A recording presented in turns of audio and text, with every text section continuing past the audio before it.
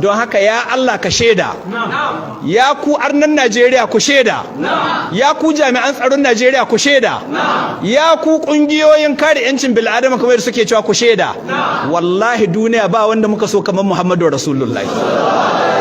Don haka na rance da Allah kwacci mutuncin Muhammadu Rasulullah sai mun ci mutunci ne, kuma cin mutunci na ƙarshe za mu yi mai rayuwa ta za mu salwantawa, za mu salwanta ta, za mu salwanta ta, wallahi duk abin da zai faru ya faru.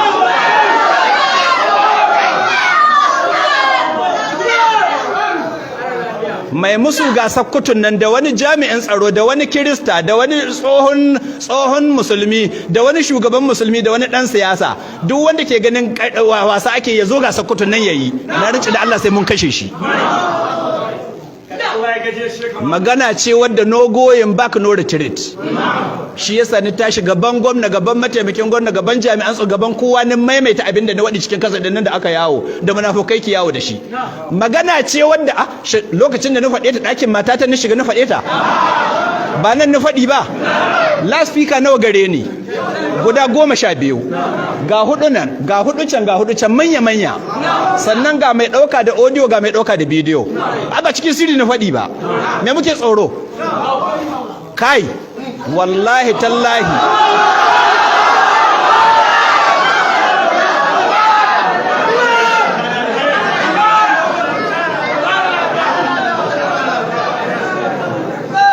Wallahi tallahi billahi alladhi la ilaha illa huwa aka annabi Muhammad shiri muke mu mutu, sannan shiri muke mu kashe aka annabi Muhammadu.